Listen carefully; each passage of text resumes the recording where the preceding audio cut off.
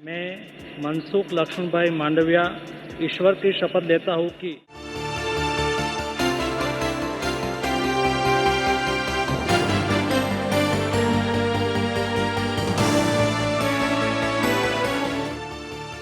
Unlock interview में आज हमारे मेहमान हैं शिपिंग, केमिकल और फर्टिलाइजर राज्य मंत्री मनसुख मंडाविया।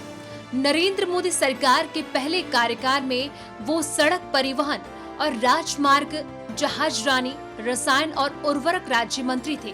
मनसुख मंडाविया 2012 से राज्यसभा के सदस्य हैं। कोरोना महामारी के दौरान इनके मंत्रालय अहम भूमिका निभा रहे हैं। एक और भारत जहां हाइड्रोक्सी क्लोरोक्वीन जैसी दवाएं विदेशों में पहुंचाकर मानवता की सेवा कर रहा है, वहीं पोर्ट और पोर्ट ऑपरेशन ने भी इस मुश्किल घड़ी में अहम भूमिका निभाई है। आत्मनिर्भर भारत को बढ़ावा देने के लिए रसायन और कीटनाशक उत्पादों की सार्वजनिक खरीद के लिए उनमें एक न्यूनतम सीमा तक स्थानीय सामग्री होना अनिवार्य कर दिया गया है। 90 के दशक में अपनी युवावस्था से ही मनसुख मांडविया राजनीति में सक्रिय हो गए और बहुत कम समय में ही वे आम लोगों के एक सम्मानित राजनेता बन गए। साल 2002 में 28 साल की उम्र में वे गुजरात के पालिताना से सबसे युवा विधायक बने। साल 2005 में विधायक के रूप में उन्होंने लड़कियों की शिक्षा के लिए पालिताना के 45 शैक्षिक रूप से पिछड़े गांव के लिए 123 किलोमीटर लंबी पदयात्रा की। साल 2007 में उन्होंने बेटी बचाओ, बेटी पढ़ाओ और व्यसन हटाओ के लिए 127 किलोमीटर की पदयात्रा की। 2010 में वो गुजरात कृषि उद्योग निगम लिमिटेड के अध्यक्ष बने। 2012 में वो गुजरात से राज्यसभा के लिए निर्वाचित हुए। राज्यसभा में अपने कार्यकाल के दौरान विपक्ष के सांसद के रूप में उन्होंने गुजरात से जुड़े अनेक महत्वपूर्ण प्रश्न उठाए। मनसुख मंडाविया कई वर्षों तक संसद की विभिन्न महत्वपूर्ण स्थायी समितियों जैसे पेट्रोलियम और प्राकृतिक गैस, रसायन और उर्वरक और उद्योग का हिस्सा रहे हैं। वो पर्यावरण, वन एवं मौसम परिवर्तन, वस्त्र संबंधी सलाहकार समिति और रियल एस्टेट विधेयक 2015 संबंधित चयन समिति में भी सदस्य थे। पार्टी संगठन में भी उनकी महत्वपूर्ण भूमिका रही।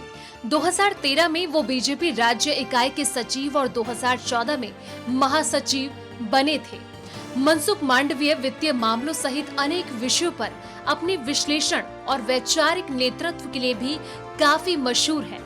केंद्रीय मंत्री मनसुख मंडाविया की सादगी उनकी पहचान बन चुकी है। वो संसद में साइकिल से आने वाले सांसद के रूप में पहचाने जाते हैं। मंत्री पद की शपथ लेने के लिए भी मांडविया राष्ट्रपति भवन में साइकिल से ही पहुंचे थे। मनसुख मांडविया खुद पर्यावरण संरक्षण को बढ़ावा देते हैं और दूसरों को भी ऐसा करने की सलाह देते हैं। तो आइए देखते हैं मनसुख मांडविया के साथ अनलॉक इंटरव्यू।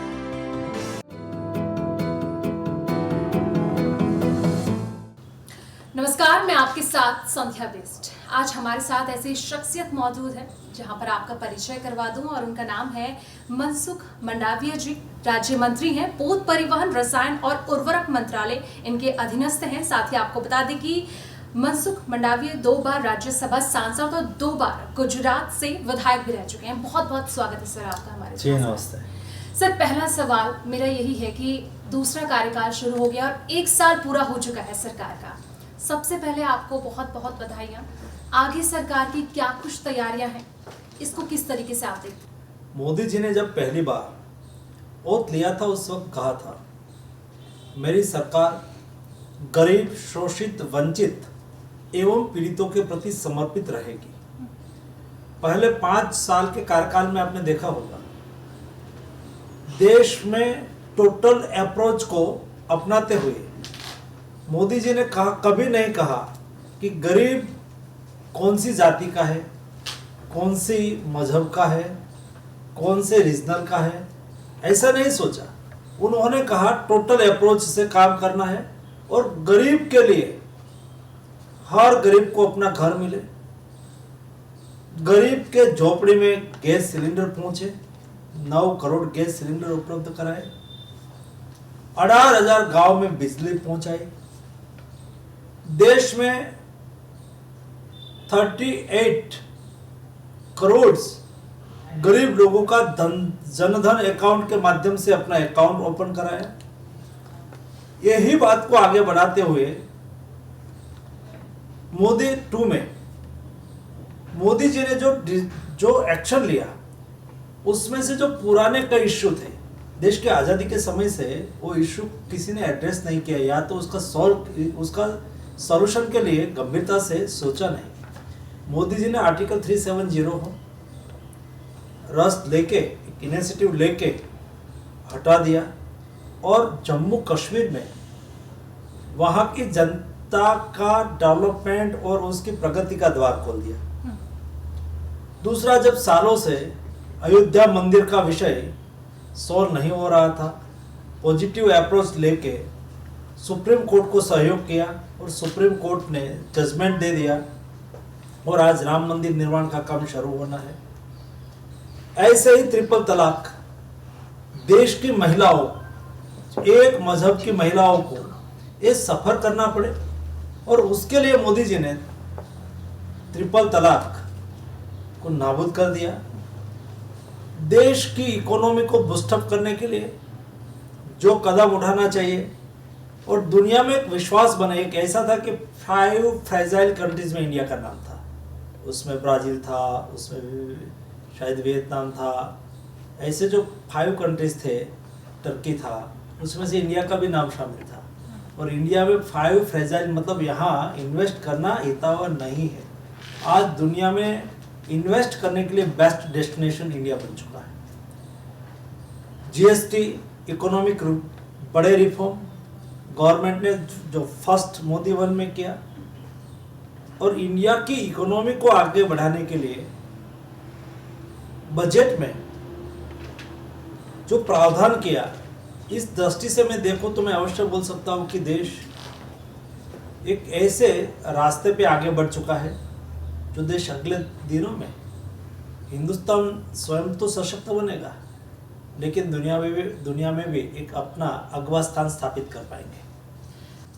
बिल्कुल, जैसा कि सर आपने तमाम उपलब्धियां 1 साल के अंदरान और जो सिक्सर सरकार का अब तक रहा है, वो तमाम चीज़ें आपने हमारे सम्मुख रखी।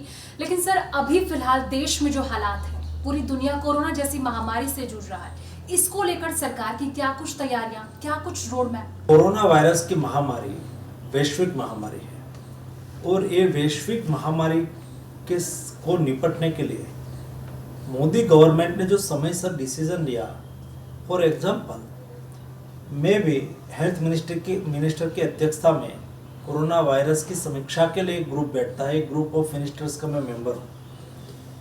जब इंडिया में फर्स्ट केस आया था, उसी दिन अमेरिका में और इंडिया में, दोनों कंट्री में फर्स्ट केस एक ही डेट में आया था।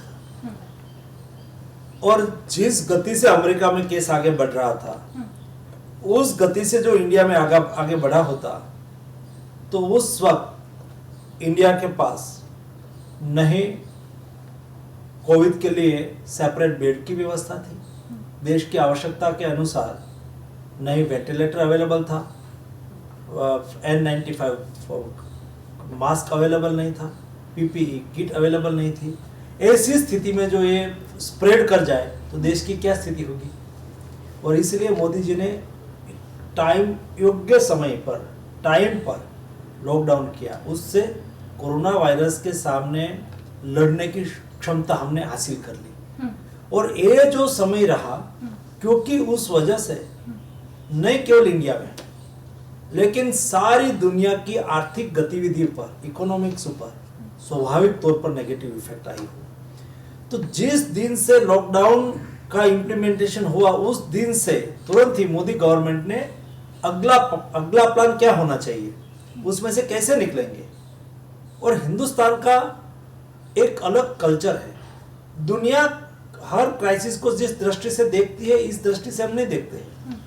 मैं आपको एग्जांपल तौर पे कहूं, दुनिया क्या देखी, आज लाखों लोग मर गए, हजारों की संख्या में कई कंट्री में लोग मरे, कई कंट्री में लाख से एवो लोग मरे। तो ऐसी स्थिति में ये लोगों ने लॉकडाउन नहीं किया, या तो उन्होंने कहा कि हमें हमारी इकोनॉमी को बचानी है। मोदी जी ने कहा कि जान है तो जहान है, हमें देश के नागरिक को भी बचाना है और नागरिक रहेंगे तो जान आएगी।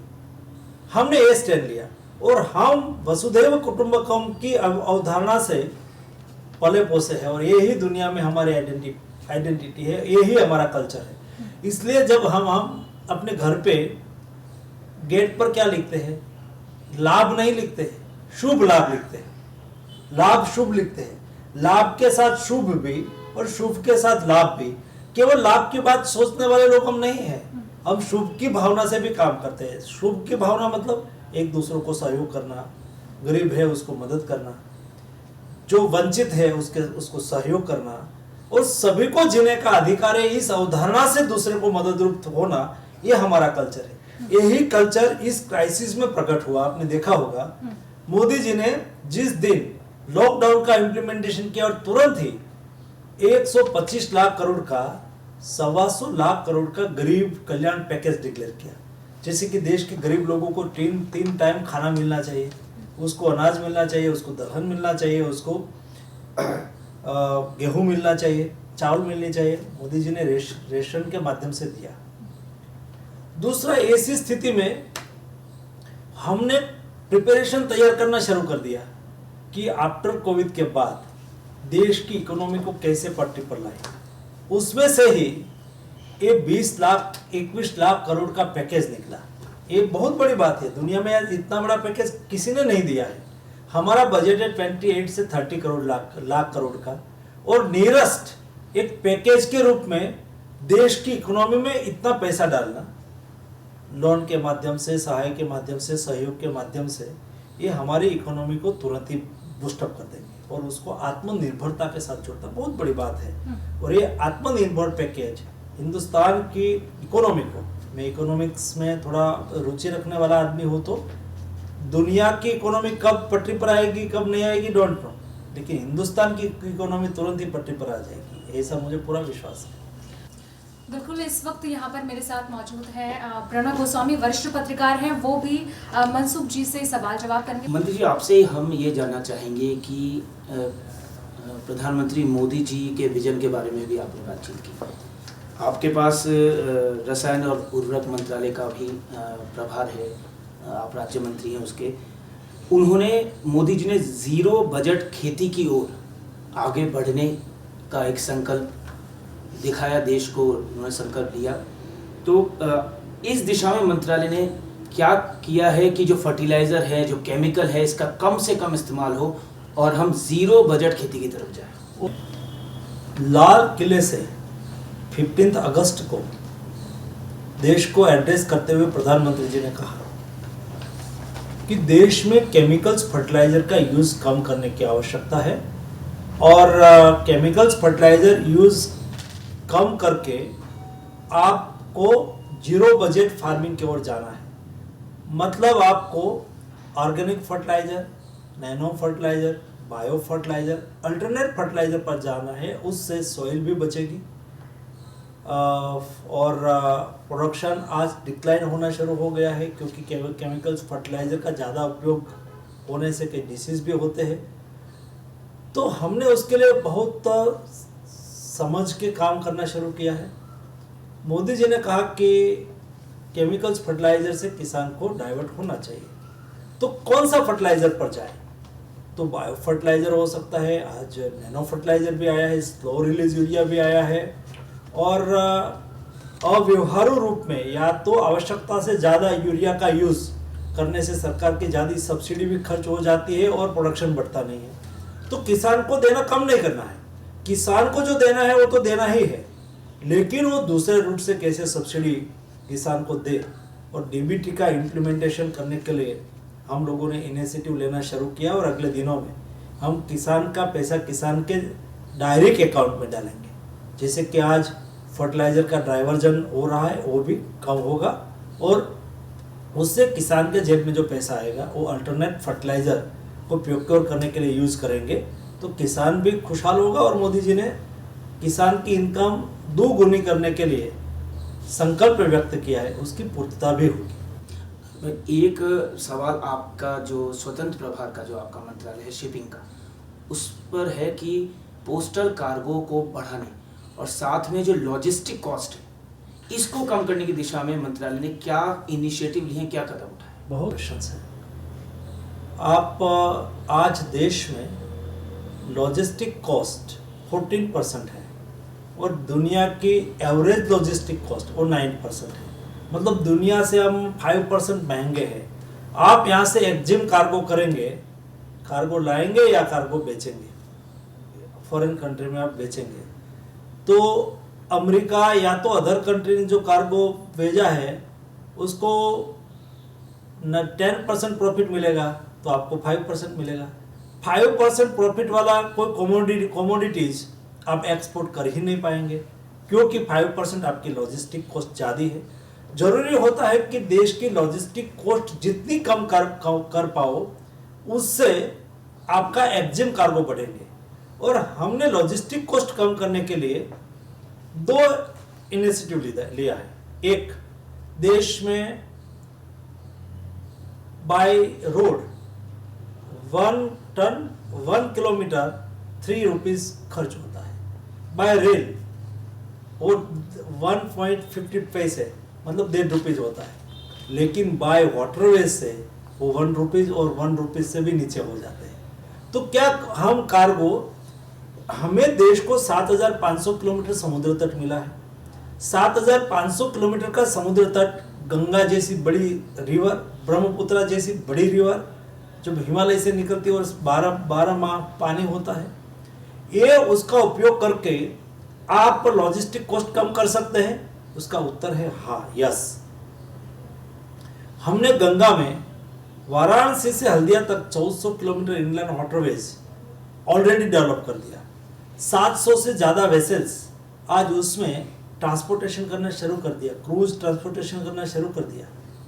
ब्रह्मपुत्रा में भी ट्रांसपोर्टेशन चालू हो गया। और हमारे जो कोस्टल लाइन है वहाँ कोस्टल कार्गो मूवमेंट के लिए फर्टिलाइजर एक बड़ा मूवमेंट होता है, तो फर्टिलाइजर आज तक कोस्टल में हम सब्सिडी नहीं देते थे, वो भी देना शुरू कर दिया। रोपेक्स और रोरो फेरी चलाने के लिए भी हम कई स्कीम लेके अगले दिनों में आ रहे हैं। कुल मिला के लॉजिस्टिक कॉस्ट कम करने के लिए समुद्र तट का और जल परिवहन का हम मैक्सिमम से मैक्सिमम उपयोग करने की दिशा में आगे बढ़े हैं। जैसे कि सर आपने थोड़ी देर पहले आत्मनिर्भर की बात करी और खुद जब प्रधानमंत्री नरेंद्र मोदी जनता को संबोधित कर रहे थे 5वीं बार, तो उन्होंने कहा कि आत्मनिर्भर बनिए, यानी कि लोकल से वोकल के लिए काम करिए, जिसको लेकर कई लोग इस राह पर निकल भी रहे हैं सरकार की तरफ से। इसको लेकर क्या कुछ तैयारियां, किस तरीके से काम? आत्मनिर्भर एक बहुत महत्वपूर्ण विषय है जी। आत्मनिर्भर मतलब केवल स्वदेशी नहीं, स्वदेशी इज वन पार्ट ऑफ आत्मनिर्भर।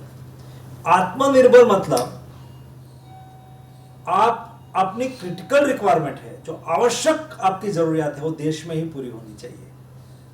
आप दुनिया को अपने माल सामान को बेच सकते हो, या तो दुनिया में आपको एक्जिम बढ़ाना होगा। एक्सपोर्ट इंपोर्ट के बीच में जो गैप है, आज हम $5 बिलियन इंपोर्ट करते हैं, $3 बिलियन हम एक्सपोर्ट करते हैं, उसके बीच में $2 बिलियन का गैप है, उसको कम करना है। ये भी एक आत्मनिर्भर मॉडल का उत्तम एग्जाम्पल है।